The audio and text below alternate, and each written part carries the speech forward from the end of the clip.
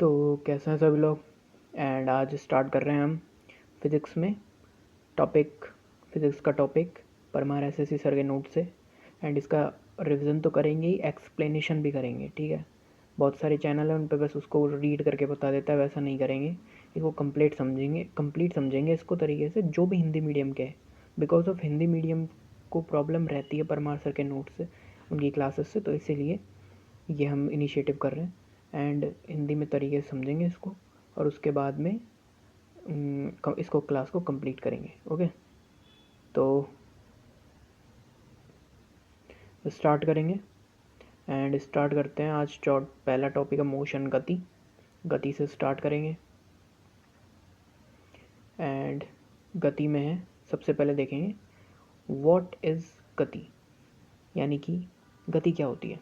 तो गति क्या होती है, किसी संदर्भ बिंदु के सापेक्ष वस्तु की गति, वस्तु की स्थिति में होने वाले सापेक्ष परिवर्तन को गति कहा जाता है। जैसे कोई वस्तु है, कोई भी बिंदु है, उसके सापेक्ष कोई वस्तु क्या कर रही है, परिवर्तन कर रही है। जैसे मैंने क्या रखा है, मैंने ये कोई बिंदु रख दिया और मेरा कर्सर यहाँ है माउस का, तो मैं कर्सर को यहाँ से यहाँ ले जा रहा हूँ ना, देखो, तो ये क्या कर रही है, इस बिंदु के सापेक्ष गति कर रही है।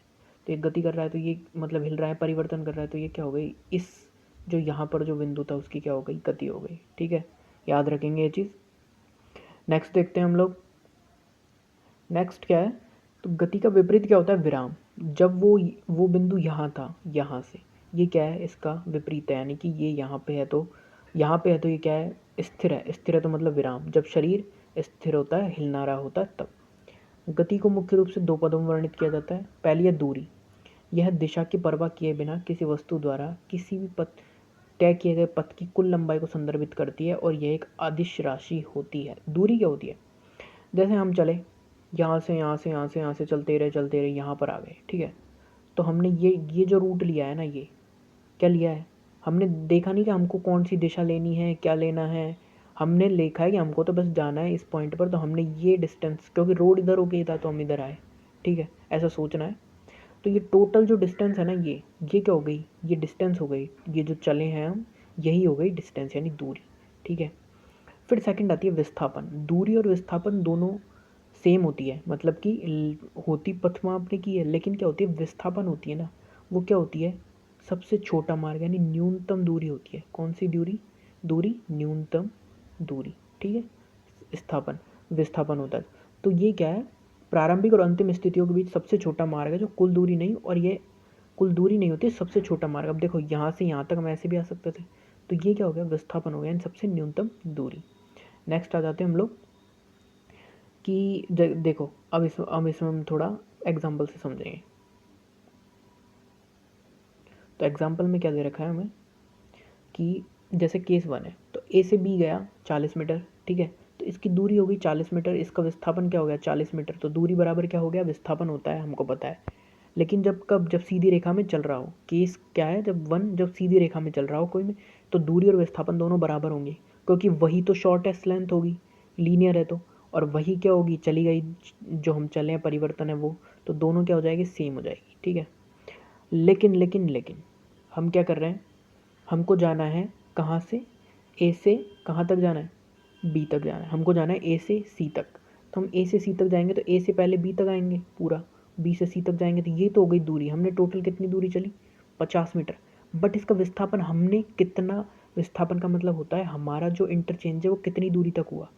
तो मतलब कि विस्थापन तो 30 मीटर का ही है ना, प्रारंभिक बिंदु से जो हमने विस्थापित हुए हैं वो 30 मीटर हुए हैं, तो हमारा विस्थापन यहाँ पे चेंज हो जाएगा, तो यहाँ दूरी ज़्यादा हो जाएगी, विस्थापन यहाँ पे कम हो जाएगा। समझ में आया आप लोगों के। देखो, सर्क्यूलर से समझते हैं। जैसे कि सीधी रेखा में हम गति कर रहे हैं, तो वो दूरी और विस्थापन दोनों के बराबर होगा। ठीक है, 50 मीटर ही रहेगा।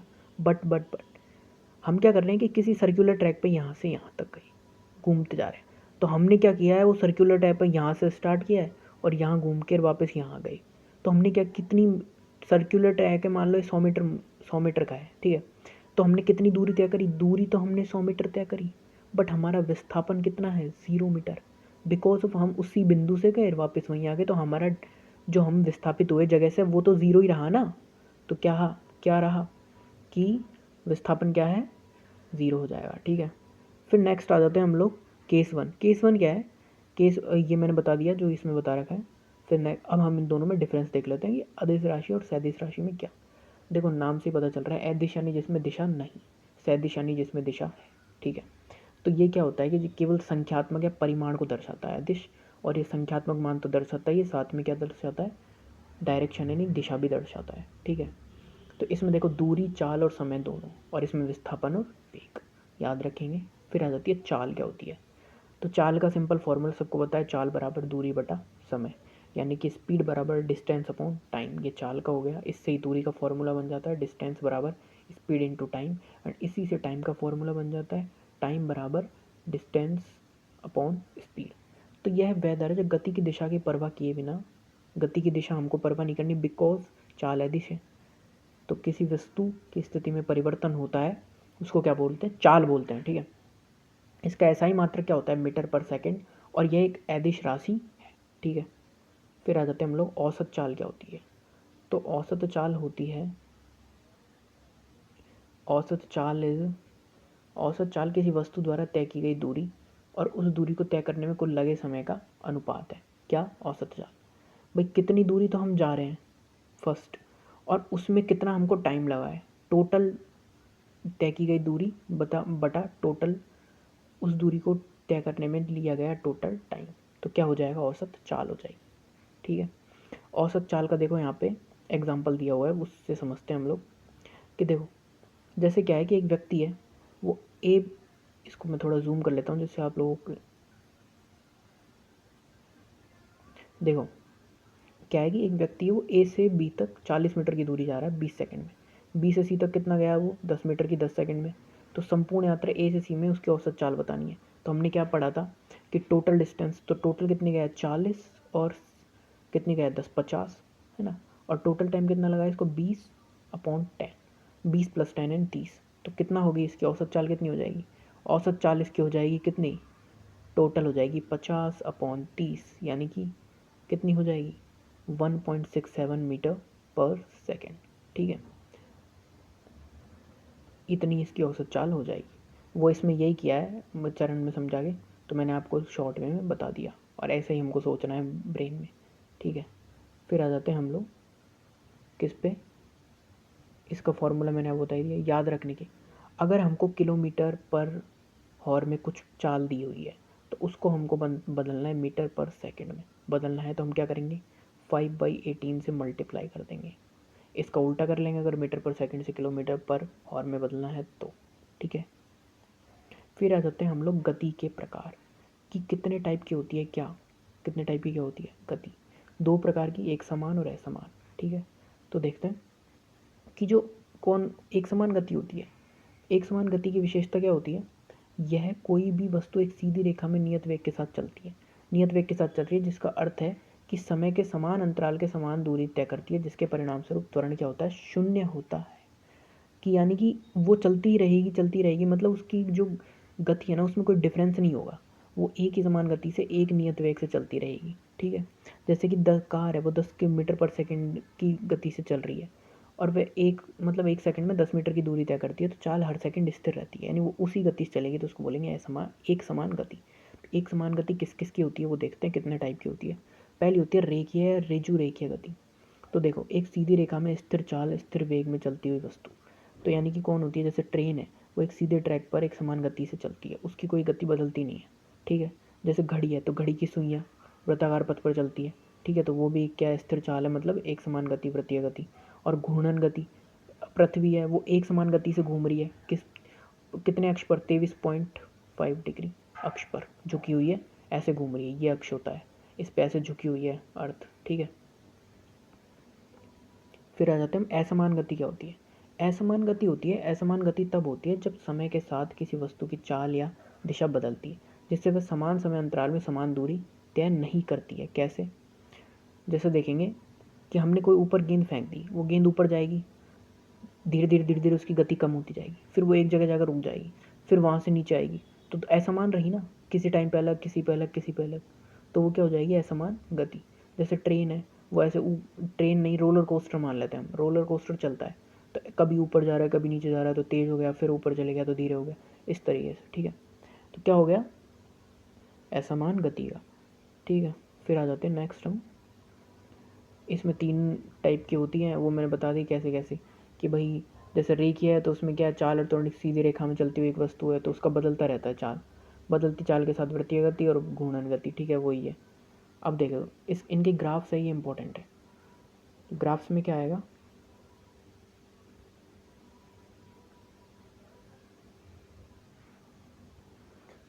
तो इनके वो ग्राफ्स देख लेते हैं हम लोग। तो ग्राफ्स में एक समान गति के देखो, अगर जैसे 10 मीटर उसको दूरी तय करने में 1 मिनट लग रहा है, तो 10 मिनट, 10 में 1 मिनट लग रहा है, तो उसको देखो 20 में कितना लग रहा है, 2, 30 में 3, 40 में 4, 50 में 5, 60 में 6, तो ये क्या एक समान है। बट देखो 10 मिनट यहाँ पे 10 मिनट में कितना लग रहा था, 1, फिर 20 मिनट में कितना लग रहा था यहाँ, 20 मिनट में यहाँ पे लगा 2.5, फिर 30 मिनट में यहाँ कितना लगा, 4 लग गया, फिर 40 मिनट में यहाँ कितना लग गया, 6 लग गया, तो ये अलग अलग है। फिर 30, देखो एक जगह 30 मिनट में कितना लगा है, 3 ही लगा है, और यहाँ पे 40 मिनट, तो अलग अलग है, जैसे कि किसी में ज़्यादा लग रहा है, किसी में कम लग रहा है। तो यही है कि मतलब जैसे एक टाइम बाउंडेशन, जो टाइम गैप है ना वो सेम नहीं है। कैसे, कि किसी की स्पीड हो जाएगी 40/5, जैसे यहाँ पे 10/1 था, 20/2 था, एंड 10/10 का गैप था। ऐसे यहाँ पर गैप मतलब जो टाइम इंटरवल है वो सेम नहीं होगा, तो इसलिए क्या है कि असमान गति हो जाती है, ठीक है। इसलिए इसको असमान गति बोलते हैं, कि असमान गति पे वर्क कर रही है, कोई भी वस्तु है, कुछ भी है। फिर आ जाता है वेग, वॉट इज वेलोसिटी, यानी वेग। तो वेग क्या होती है, वह दर होती है, क्या होती है, वह दर होती है जब कोई वस्तु एक निश्चित दिशा में अपनी स्थिति बदलती है। चाल के विपरीत क्या होती है, एक सदिश राशि है, जिसका अर्थ है कि इसमें परिणाम और दिशा दोनों होते हैं। कैसे देखेंगे, कि क्या है, एक दर है, ठीक है, उसमें क्या है कि चाल के विपरीत वेग, चाल होती है ना, उसमें जो समय के साथ परिवर्तन होता है उसको बोलते हैं वेग, ठीक है। कैसे, मतलब सॉरी, चाल होती है, वही चाल का ही होती है एक एग्जांपल वेग, बट क्या होता है, वेग में होती है दिशा, चाल में नहीं होती दिशा, ठीक है।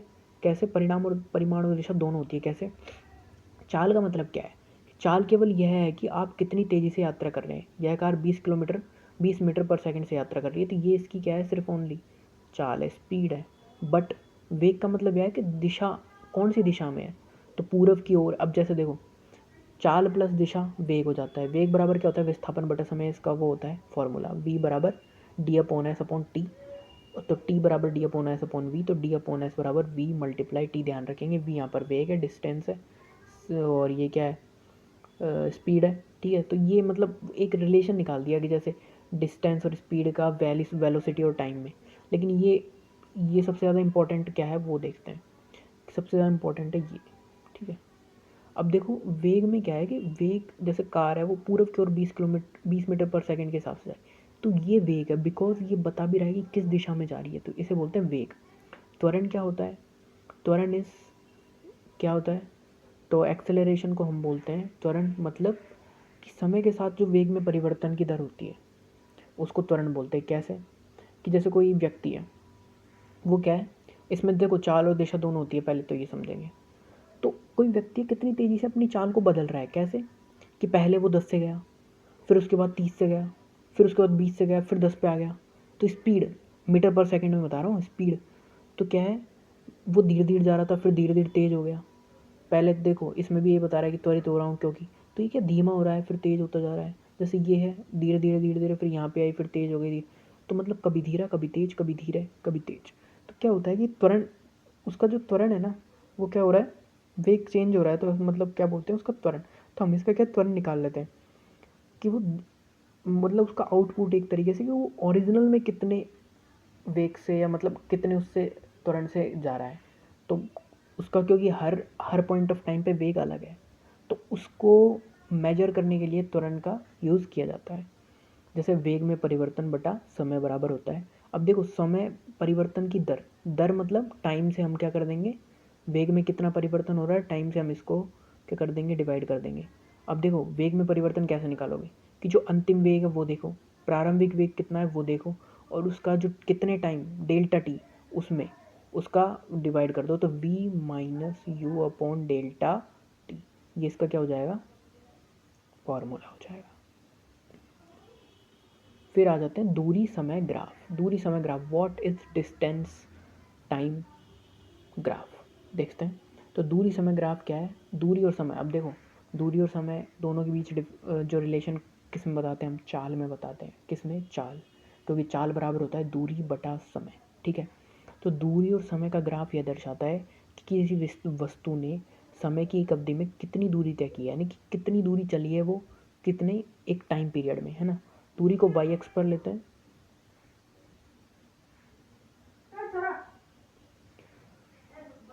तो इसमें क्या है कि क्या करता है कि एक अवधि में कितनी दूरी तय करता है उसके बारे में हम देखते हैं इसमें।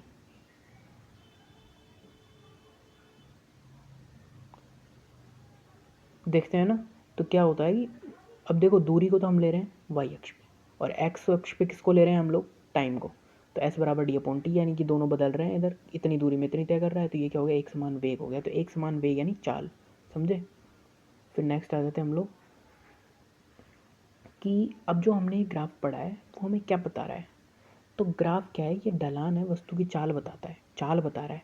कैसे कि ढलान एक सीधी रेखा में है, अर्थात मतलब वस्तु की चाल स्थिर चाल से चल रही है, यानी हर पॉइंट ऑफ टाइम पे उसकी स्पीड सेम है, ये बता रहा है।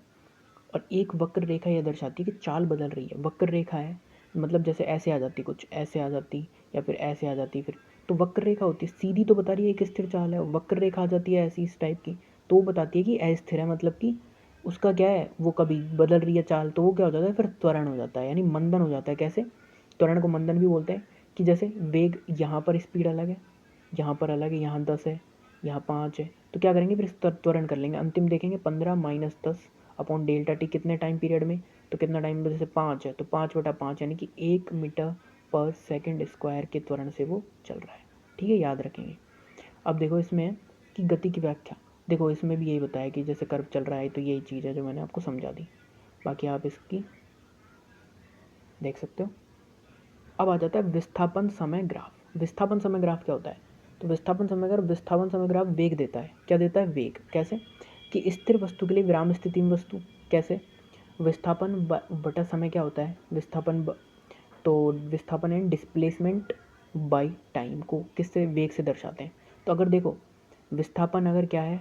स्थिर है, तो एक सीधी रेखा मिलती है हमको जो टाइम के अकॉर्डिंग है। तो यानी कि स्थिर जो वस्तु होती है उसकी विराम स्थिति में क्या होती है? वो स्थिर ही रहती है। ठीक है, एक समान गति के लिए क्या होता है? विस्थापन और समय दोनों में परिवर्तन होता है। और असमान गति के लिए क्या होता है? दोनों में परिवर्तन तो दोनों में होता है, बट अलग अलग टाइम पीरियड पे, यानी कि जो उनके बीच का जो टाइम पीरियड है वो क्या होता है? अलग अलग। और वेग समय ग्राफ क्या होता है? तो वेग समय ग्राफ देखते हैं। वेग समय ग्राफ त्वरण देता है। क्या देता है? त्वरण। कैसे?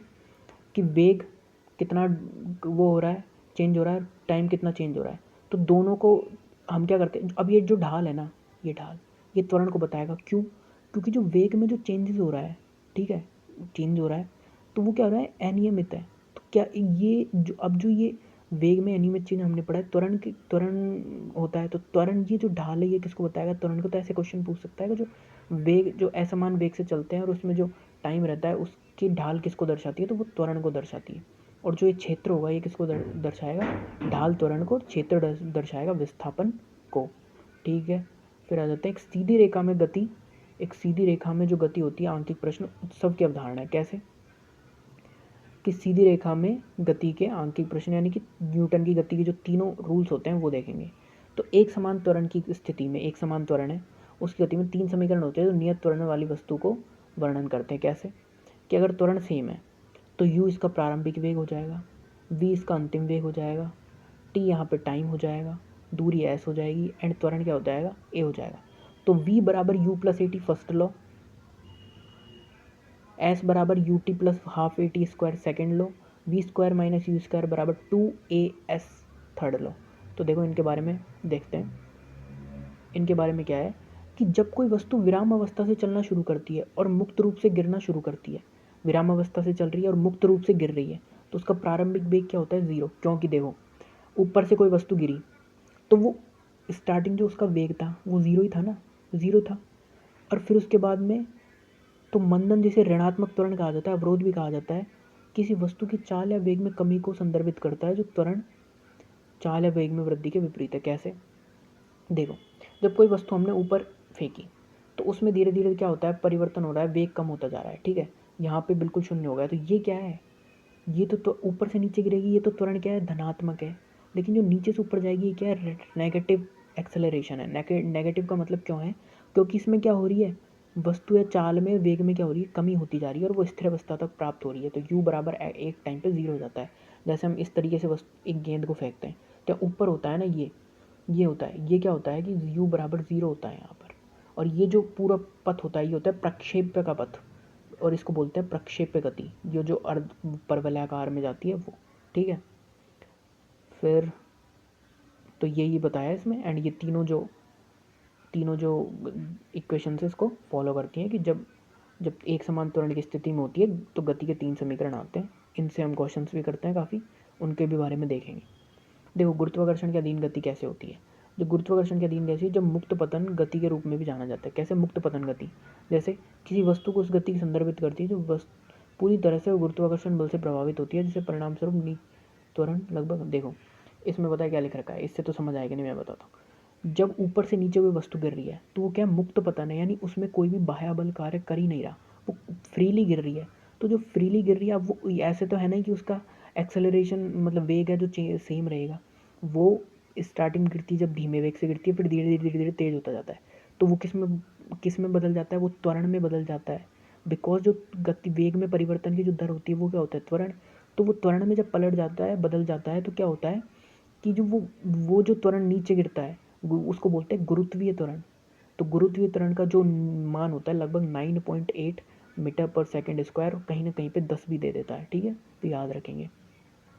तो देखो अगर v बराबर u प्लस ए टी है पहला, अब जैसे कि एच जी गुरुत्वीय त्वरण है और मुक्त पतन u बराबर 0 है, तो v बराबर क्या हो जाएगा, कहाँ पे, देखो जैसे मैं बताऊँ, जैसे अब पहली कंडीशन हम ले रहे हैं कब, जब हम ऊपर से नीचे की ओर गिरा रहे हैं किसी वस्तु को। ठीक है, तो उसमें गुरुत्वीय त्वरण तो क्या रहेगा, जी रहेगा। लेकिन जो u हो जाएगा ना वो 0 हो जाएगा, क्योंकि वो उसकी जो प्रारंभिक स्थिति थी वो 0 थी। हमने उसको ऊपर से गिराया जब एक विराम अवस्था से गति की अवस्था में गिराया, तो क्या हो जाएगा u बराबर 0। ठीक है, तो देखो v बराबर u प्लस जी टी हो जाएगा, है ना। एस बराबर u t plus half g t square हो जाएगा, और v square minus u square बराबर 2gh। यहाँ पे हम u इसलिए 0 नहीं लिया क्योंकि समीकरण है, कहीं क्या है कि ये गुरुत्वाकर्षण के लिए ले रहे हैं हम। मान लो कहीं पे ऐसा होगा कि प्रारंभिक वेग भी कुछ ना कुछ दिया होगा, लेकिन वो ऊपर से गिरा रहा होगा किसी वस्तु को, तो वहाँ पे हमको गुरुत्वीय त्वरण लेना होता है। ठीक है, अब जैसे हम किसी वस्तु को ऊपर की ओर फेंक रहे हैं यानी गुरुत्वाकर्षण के विरुद्ध, तो गुरुत्वीय त्वरण क्या होगा, माइनस जी, इसको बोलते हैं मंदन।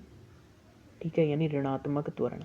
ठीक है, तो v माइनस, अब देखो माइनस का जी आएगा तो v बराबर u minus g t, s बराबर u t minus half g t square, v square minus u square बराबर माइनस का 2gh। याद रखेंगे ये चीज़। फिर आ जाती है एक समान वृत्तीय गति, और ये बहुत इंपॉर्टेंट टॉपिक है एसएससी में। इस चैप्टर में एसएससी से सबसे ज़्यादा क्वेश्चन इसी टॉपिक में से आए हैं। ठीक है, एसएससी और रेलवे दोनों में। ठीक है, तो देखते हैं कि जो वृत्ताकार पथ पर एक समान चाल से चलने वाली पिंड को गति को एक समान वृत्तीय गति कहा जाता है। कोई वृत्ताकार पथ है, इस पे सेम चाल से एक वस्तु चल रही है, उसकी चाल है 10, यहाँ भी 10 और यहाँ भी 10, तो क्या हो गई उसकी गति, एक समान वृत्तीय गति। इसका जो क्या होता है ना, जो इसकी मतलब वो होती है, इस पे जो त्वरण लगता है। अब देखो त्वरण क्या होता है, त्वरण देखो बदलती उसमें लगता है, लेकिन जो वृत्ताकार रहता है ना, वृत्ताकार गति होती है, उसमें जो वेग होता है, जो उसमें जो त्वरण लगता है ना वृत्ताकार पथ के केंद्र की ओर लगता है। कैसे कि केंद्र होता है ना, वो क्या करता है कि उसको उसको बाहर निकलने देता नहीं है, उसको बांध लेता है। जैसे इलेक्ट्रॉन्स घूमते हैं नाभिक के चारों ओर, तो उनका अभिकेंद्रीय त्वरण लगता है उनमें। तो इसी तरीके से यहाँ अभिकेंद्रीय त्वरण की व्यवस्था आ जाती है बिकॉज ऑफ, अब देखो वेग तो सब एक समान वृत्तीय गति यानी गति उसकी सही है, लेकिन वेग में हो सकता है उसके कुछ ना कुछ परिवर्तन हो रहा हो, तो यहाँ पे त्वरण पैदा हो जाता है। त्वरण, वो जो त्वरण होता है वो क्या है, केंद्र की मतलब घूम एक वृत्तीय गति में, तो उसको अभिकेंद्रीय त्वरण बोलते हैं। ठीक है, अभिकेंद्रीय त्वरण की वैल्यू क्या होती है, वी स्क्वायर अपॉन आर, यानी वृत्ताकार पथ में केंद्र की ओर त्वरण है। ठीक है, तो वृत्ताकार पथ में एक समान चलने वाले पिंड की गति को एक समान वृत्तीय गति कहा जाता है। ठीक है, एक समान वृत्तीय गति में गतिमान पिंड के लिए वस्तु द्वारा चाल स्थिर रहेगी। चाल क्या रहती है, स्थिर, क्योंकि एक समान है। ठीक है, वेग नहीं, वेग चेंज होता है, मैंने बताया अभी, इसीलिए त्वरण पैदा हुआ। त्वरण पैदा ही जब होगा जब वेग स्थिर नहीं होगा। अगर वेग स्थिर है तो कोई त्वरण पैदा नहीं होगा, अगर वेग स्थिर नहीं है तो वेग में कुछ ना कुछ तो क्या हो रहा है, परिवर्तन हो रहा है।